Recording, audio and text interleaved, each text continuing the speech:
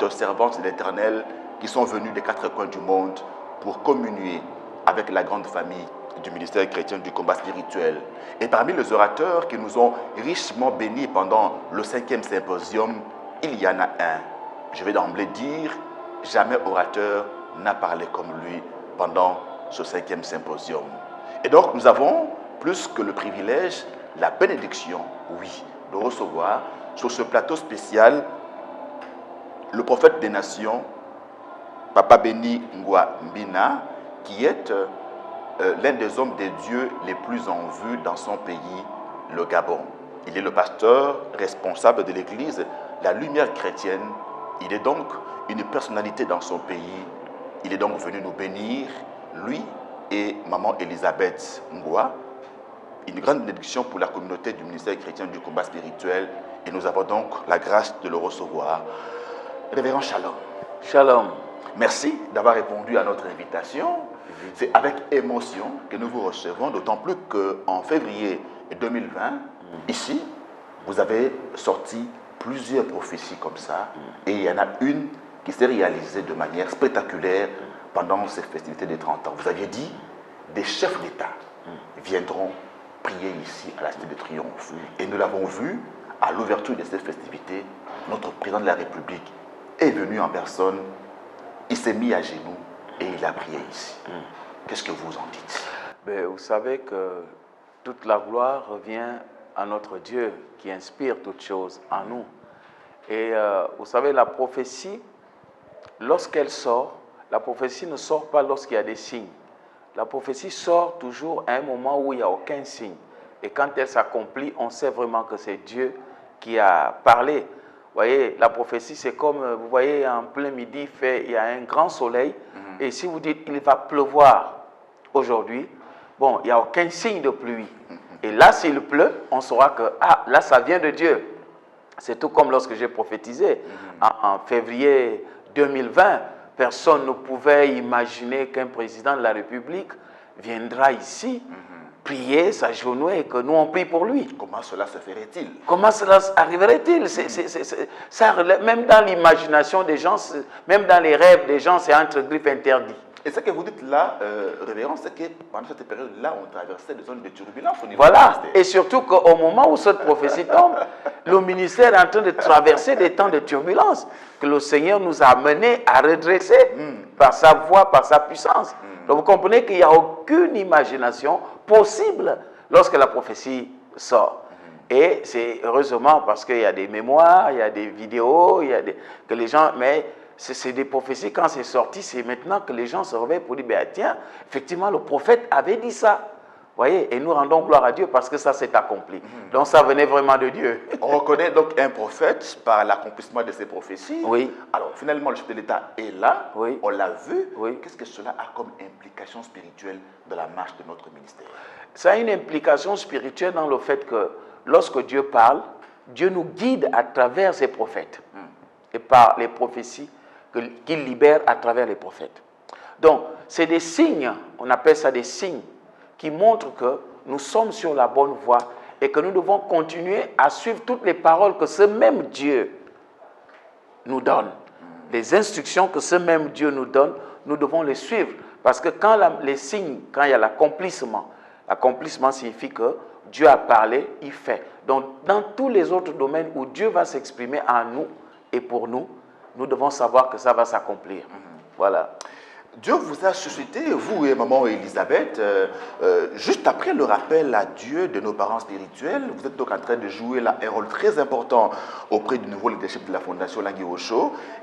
Quel bilan faites-vous de ces 4 dernières années sans papa et maman Langui de la marche de l'Église? Oui, effectivement, le bilan, comme on peut dire que les premières années après le départ des parents auprès du Seigneur ont été des domaines de turbulence. Vous savez, ces domaines-là sont des domaines que je peux appeler, ce sont des faits, je peux appeler naturels. Vous voyez, après le départ de Moïse, le peuple a pleuré pendant plus d'un mois et ça a créé une désolation sur plusieurs personnes. Il y en a qui ont même perdu espoir. Mais comme Dieu se révèle toujours, Dieu donne toujours espoir et Dieu a donné espoir à travers Josué. Donc vous voyez qu'après le départ de papa et maman Olangui auprès du Seigneur, la turbulence était là, mais Dieu a vite fait de stabiliser les choses au point où je peux dire que depuis 2020 à maintenant, les choses sont en train de progresser. Ça progresse parce que les temps de turbulence là, c'est aussi des temps d'enseignement, des temps de compréhension. Qu'est-ce qui se passe réellement? Les parents sont partis. Comment devons-nous nous repositionner? Comment devons-nous prendre le relais? Parce que vous comprenez que le relais, c'est, vous voyez, quand on parle d'une course de relais, il y a un qui court avec un bâton en main ou un flambeau. Et il va le transmettre à quelqu'un d'autre qui va faire la même course que lui.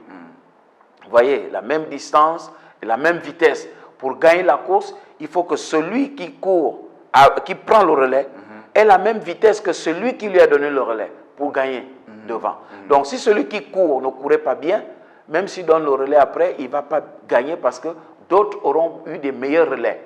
Donc nous sommes dans une phase où les parents ont laissé le relais, ont donné le relais. Et il faut que les enfants, c'est-à-dire il faut que la relève suive le rythme. Pourquoi pas faire plus? Parce que l'enfant doit toujours faire plus que le parent. Et c'est ça aujourd'hui, les encouragements qu'on est en train d'impulser auprès du nouveau leadership qui est à la Fondation Olangui Osho. Et nous voyons bien que, tel que les choses vont, le président Alain Gabriel Olangui est en train vraiment de prendre, comme on dit, prendre la mayonnaise.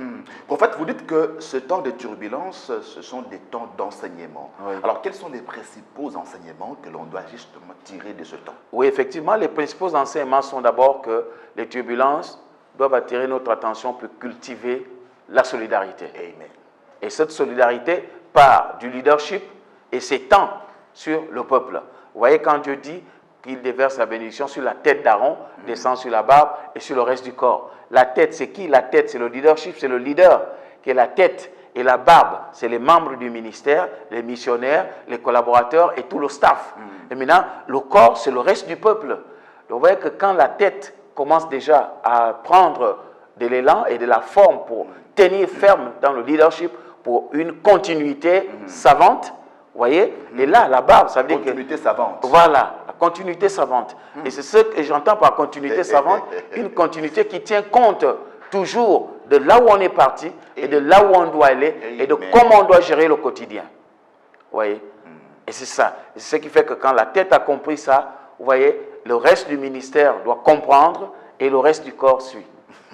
La continuité savante. Oui. Vous nous avez parlé hier de la solidarité, c'est ce message-là fort, un message interpellateur que Dieu a mis sur votre cœur pour nous transmettre pendant ces festivités de 30 ans. Cela veut dire qu'il y a un manque criant de solidarité au sein de la communauté? Oui, bon, l'homme apprend tous les jours. Nous sommes appelés à apprendre tous les jours et Dieu nous enseigne tous les jours. Donc quand Dieu interpelle le peuple sur la solidarité, c'est parce que, pas forcément que maintenant il y a un problème, mais Dieu peut interpeller les gens parce que demain ça peut être un problème. Vous voyez? Donc c'est maintenant que nous devons prendre les devants pour comprendre que la solidarité, elle est de mise. Et c'est pour ça que j'ai pris l'exemple du corps. Que le corps, vous voyez, le corps, il est là et tout d'un coup, vous avez eu un petit bobo au doigt et au lieu de prendre le doigt, tu l'envoies chez le médecin, mais c'est tout le corps qui décide d'aller chez le médecin en solidarité. Vous voyez, le corps, c'est ça. Donc quand un ministère fonctionne comme ça, rien ne peut transpirer de mauvais. Non seulement on ne peut pas laisser entrer des mauvaises augures, des oiseaux de mauvaises augures, encore moins le serpent. L'esprit de serpent. L'esprit de serpent. Qui lui aussi, qui est l'ennemi juré de la solidarité. Qui est l'ennemi juré de la solidarité. Oui. Parce que lui n'a aucune notion de solidarité. Le serpent ne marche jamais en troupe. Hein. Jamais en troupeau. Et vous l'avez dit, quand il arrive, il disperse le troupeau. Il disperse le troupeau. Non seulement lui-même, quand il fait même ses enfants, il les fait à un endroit où il est sûr que les enfants ne seront pas autour de lui. Donc il fait les enfants, il jette. Il ne veut même pas garder ses propres enfants à lui. C'est vraiment un esprit de division complet. Comment remédier, prophète des nations, comment remédier au manque de solidarité à l'Église? Oui, le manque de solidarité à l'Église, c'est que la première chose, revenir à la parole de Dieu. Parce que la parole de Dieu nous interpelle beaucoup là-dessus. Regardez, Jésus, il parle des 10 commandements et puis il prend le résumé de ces commandements-là. Pour dire celui qui est au-dessus de ça, qui résume tout ça, c'est tu aimeras ton prochain comme toi-même. Donc tu comprends que l'amour que nous dégageons pour notre prochain, c'est un amour qui attire la faveur divine et resserre nos rangs et chasse la division.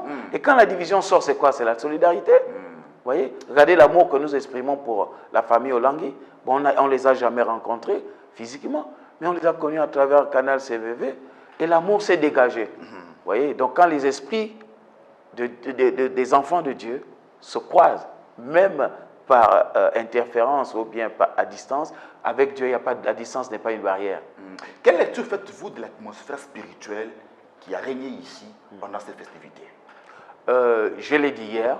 J'ai dit hier que le leadership, la classe dirigeante de la fondation Olangui Osho, c'est-à-dire, je l'ai dit hier au président Alain Gabriel Olangui, alors apôtre Alain Gabriel Olangui et son équipe ont fait plus que les parents pour ce 30e anniversaire.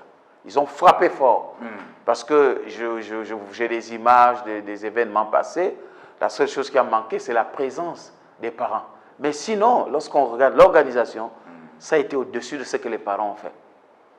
Et ça, c'est un signe pour montrer à ceux-là même qu'il faut garder maintenant la barre haut. Il faut la maintenir et aller encore plus haut, en commençant par ces festivités qui montrent déjà qu'ils ont organisé ça plus que les parents. Cela signifie que le fonctionnement du ministère doit encore aller plus fort que quand les parents étaient.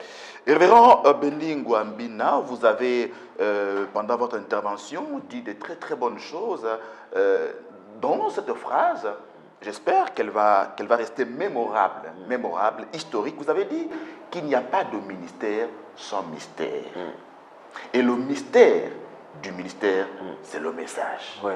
Et vous avez martelé sur le fait que nous devons garder ce message-là. Oui. Sentez-vous donc qu'il y a un danger?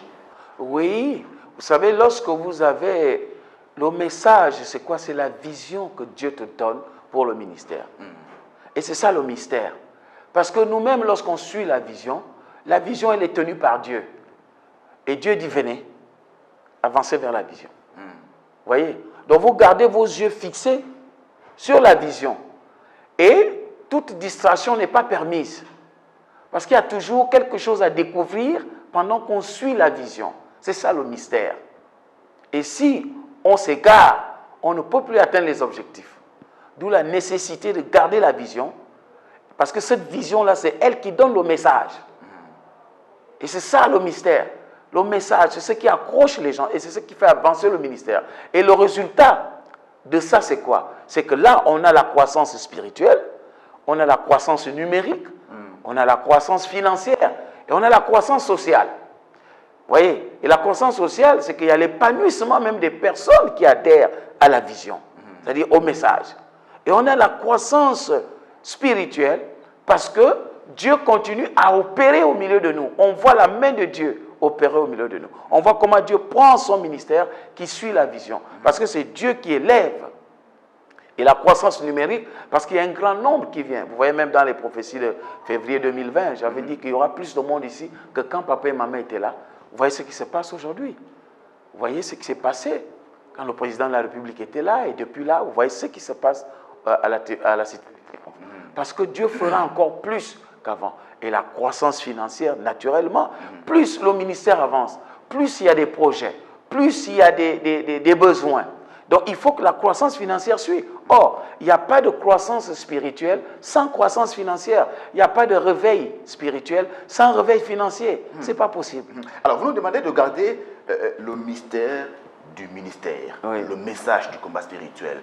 Est-ce que ce message-là ne demande-t-il pas quelques adaptations, quelques acclimatations? Il y a d'abord le fait qu'il faut prendre, comme Jésus a dit, je suis venu compléter la loi.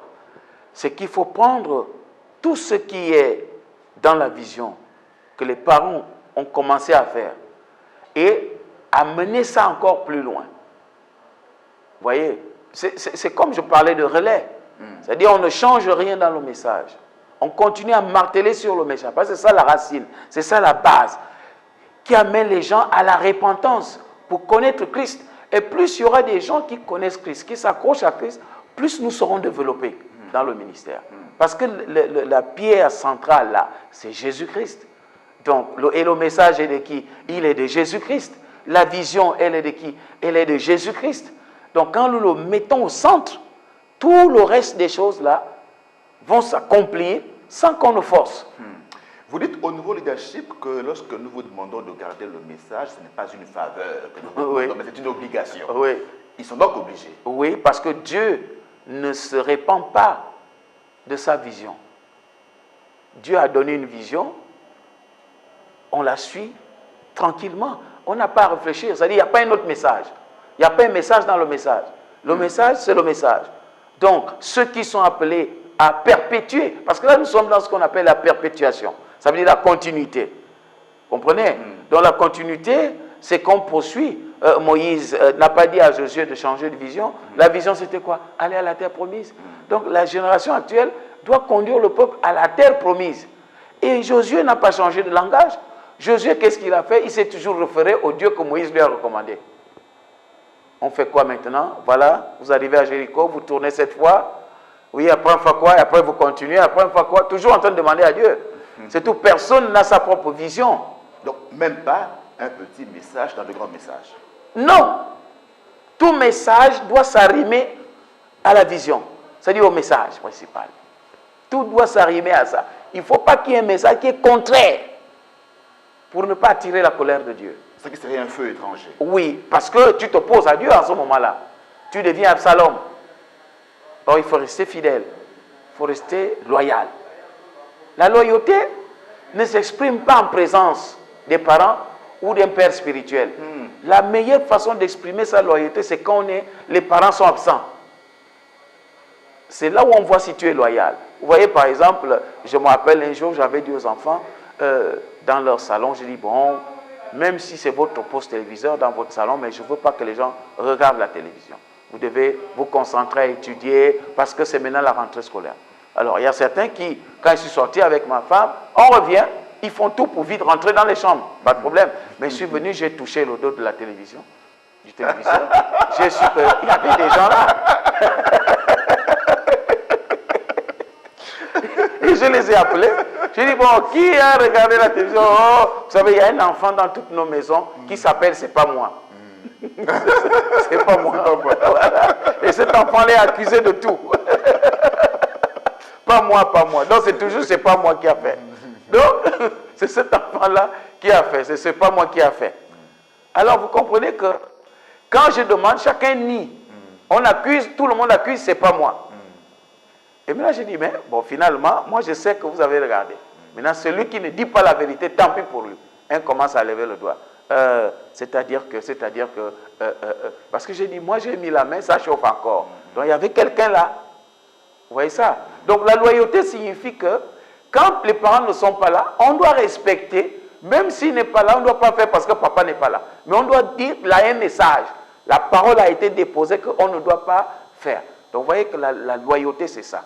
Prophète, avec votre regard, votre perception prophétique de choses, comment voyez-vous alors le devenir de ce ministère à partir de ce trentenaire? Oui, le devenir de ce ministère est en train d'aller plus glorieusement qu'avant. Parce que, vous savez, il y a ce qu'on appelle l'impulsion. L'impulsion signifie qu'on lance quelque chose qui est appelé à se développer. Parce que l'Église ou le ministère, ce n'est pas comme la croissance d'un produit. On voit en économie, le produit a un cycle, il y a la croissance, et puis il y a la stabilité, et puis il y a le déclin. Or, dans le cas du ministère, il y a le lancement, il y a la croissance, et elle est continue. Et c'est pour cela que même dans le ministère, on ne prend pas de retraite jusqu'à ce que Dieu nous rappelle. Pourquoi? Parce que l'œuvre de Dieu n'est pas une administration ordinaire. L'œuvre de Dieu, c'est une administration céleste. Ce qui signifie que tant que Jésus n'est pas revenu, nous devons garder les mains levées comme Moïse à la montagne. Voyez? Donc le ministère est appelé à grandir encore. Le ministère est appelé à avoir encore plus de sièges à travers le monde, à connaître encore plus de monde à la Cité du Triomphe, à connaître encore plus de serviteurs de Dieu, à connaître encore plus de gloire. Vous voyez, il y a par exemple un chef d'État qui est venu, mais il y aura encore un deuxième, il y aura une deuxième fois, une troisième fois, donc ce n'est pas fini. Vous voyez, on dira, bon, il y a un chef d'État qui était là à telle date, et puis à telle autre date, il y a encore eu un chef d'État. Il y a encore eu un chef d'État, donc ce n'est pas fini. Donc c'est un cycle qui commence et qui doit continuer. Vous voyez, c'est comme dans une famille, lorsque vous épousez, surtout que l'Église, c'est l'épouse de Christ, ils sont appelés à procréer. Donc, tant qu'il y a du monde à sauver, le ministère aussi grandit parce que le salut continue jusqu'à ce que Jésus revienne. Prophète, l'un des temps forts de ces festivités aura été cette prière d'onction que vous avez faite sur Papa Alain Gabriel Olangui et sur son épouse. Qu'est-ce que la communauté du ministère chrétien du combat spirituel à travers le monde devra en comprendre? Oui, il y a quelque chose de très important qu'il faut comprendre. Je préfère commencer d'abord par la femme, n'est-ce pas, Ruth de Jésus, Olangui. À travers son témoignage, Dieu pouvait dire que c'est le commencement de son ministère. Pourquoi? Parce que quand vous exercez le ministère, vous allez voir dans la Bible que l'apôtre Paul témoigne toujours de ce qu'il était. Voyez? Donc le lancement, son temps est arrivé pour commencer le ministère. C'était aussi pour me prouver aux yeux du monde que je suis là, j'ai une histoire avec Christ. Alléluia. Vous voyez? J'ai une histoire avec Christ et maintenant je vais le servir. Amen. Parce que le temps est arrivé. Amen. Et l'imposition des mains, vous voyez que dans la Bible, on dit qu'après avoir jeûné et prié, ils imposèrent les mains à Paul et Barnabas et les recommandèrent au ministère. Et Dieu a dit maintenant qu'ils doivent aller accomplir le ministère auquel il les a appelés. Donc, cet acte-là, c'est un acte de solidarité pour dire que nous sommes de tout cœur avec le ministère et que vous n'êtes pas seul. Et on l'exprime à travers le leader de la fondation. Amen. Pour dire que toutes ces onctions-là, les hommes de Dieu qui sont autour, qui ont béni, en fait, on est en train de bénir le ministère du combat spirituel. Et vous voyez que c'est quelque chose qui ne date pas de maintenant. Vous allez remarquer que même Papa Olangui, quand les Sorulo arrivaient, ils priaient pour lui. Tous ceux qui sont venus s'il est béni, ils ont prié pour lui. On le voit également actuellement avec, vous voyez, Pasteur Christ prie pour Béni In prie pour lui, ainsi de suite. Donc pour le ministère du combat spirituel, ce que les fidèles doivent comprendre, c'est que c'est un acte de témoignage d'une solidarité forte du corps de Christ. Alléluia. Comme je viens de prendre l'exemple, il y a un seul corps, il y a plusieurs membres. Mais pour témoigner de cette forte solidarité-là, et que vous n'êtes pas seul, et que personne n'a le droit de gâcher ce que Dieu bâtit. Vous voyez, on exprime cette forte solidarité-là. Parce que ça montre aussi qu'il a de la force et que Dieu témoigne de son investiture, témoigne, Dieu agrée, parce que quelqu'un d'autre, ce n'est pas un fidèle qui peut le faire. Vous voyez, et même quand les parents sont partis, ils n'ont pas eu le temps de le faire. Vous voyez, ils l'ont fait sur le plan testamentaire, mais pas sur le plan spirituel.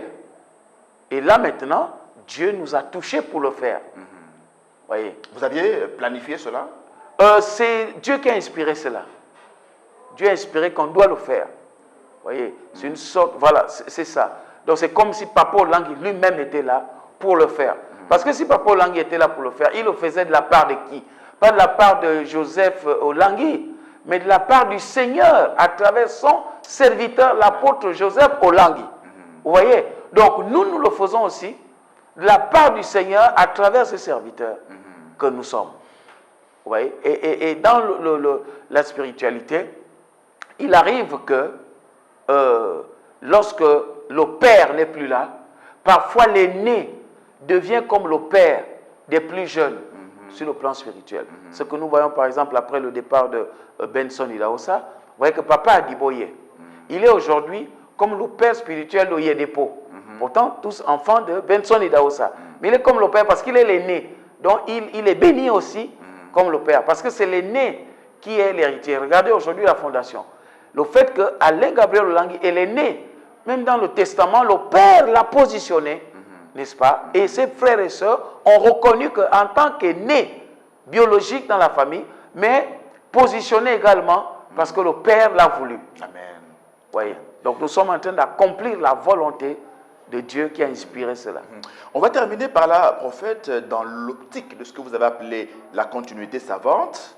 Je voudrais que vous puissiez adresser un message dans l'optique de la continuité savante à toute la communauté du ministère chrétien du combat spirituel. En même temps, je voudrais que vous puissiez libérer une bénédiction pour tous ceux qui nous regardent maintenant à travers une prière prophétique. Je m'adresse à toute la communauté du ministère chrétien du combat spirituel pour dire que c'est un ministère qui n'est pas une génération spontanée. C'est-à-dire que ce n'est pas né de quelqu'un qui cherchait de quoi faire dans sa vie. Non, non, non. C'est quelqu'un qui avait une vie stable, c'est-à-dire marié, mais qui avait une instabilité spirituelle et qui a rencontré Jésus sérieusement et Jésus lui a parlé et Jésus lui a donné un message. Donc, le message qui est là, ce n'est pas un message de Papa Olangui, ce n'est pas un message de Maman Olangui, c'est un message de Jésus-Christ. Donc, vous, en tant que combattants, que j'appelle aussi les Jésus-Christiens, n'est-ce pas, vous devez maintenir ce message-là, parce que c'est ça votre bâton de pèlerin, c'est ça votre canevas, votre mode de vie, votre façon de vivre. Si vous allez hors de ce message, vous perdez votre raison de vivre. C'est ce canevas, cette vision qui est votre raison de vivre. Et gardez ce message et suivez-le. Que tu sois missionnaire, que tu sois pasteur, quel que soit ton degré, que tu sois fidèle, simple, n'est-ce pas, dans ce ministère, tu es appelé à garder la vision. Et maintenant, je libère sur vous toutes les bénédictions liées, n'est-ce pas, à votre connexion à ce ministère. Dieu continuera à vous bénir. Je vous bénis au nom tout-puissant de Jésus-Christ. Soyez bénis. Que toute personne qui me suit en ce moment, toi, quel que soit ce qui manquait dans ta vie, il te manque des enfants, il te manque le mariage, il te manque le travail, il te manque la promotion. Reçois ça maintenant au nom tout-puissant de Jésus. Dieu m'a béni pour bénir. Dieu m'a élevé pour élever. Dieu vous élève à travers moi. Si Dieu a fait de moi un grand homme politique, il fera de toi aussi un grand homme politique. Amen. Reçois l'ouverture de la vie politique au nom tout-puissant de Jésus. Si Dieu a fait de moi quelqu'un de stable, quelqu'un de prospère, reçois aussi la prospérité au nom tout-puissant de Jésus. Amen. Dieu a fait de moi un homme fécond à tous égards. Reçois la fécondité à tous égards au nom tout-puissant de Jésus. Dieu a fait de moi un homme de Dieu respectueux. Reçois l'onction. Tu veux servir Dieu puissamment. Reçois ça au nom de Jésus. Sois loyal comme je le suis. Sois loyal et Dieu te bénira. Vous avez tout reçu parce que Jésus vous a tout donné. Tout est accompli. Soyez bénis au nom tout-puissant de Jésus. I love you and shalom. Shalom, shalom, shalom. Merci beaucoup, prophète des nations. Merci. Béni Ngouambina. Merci. Nous avons été bénis. Merci. Merci. Mesdames et messieurs, merci également de votre attention soutenue. N'oublions pas ce que le prophète nous a dit. Dans chaque ministère, il y a un mystère. Et le mystère du ministère, c'est le message. Nous devons donc garder jalousement le message du ministère chrétien du combat spirituel dans ce que le prophète a appelé la continuité savante. Merci. On se retrouve prochainement pour un autre numéro de votre émission spéciale Festivité 30 ans du ministère chrétien du combat spirituel. Que Dieu vous bénisse.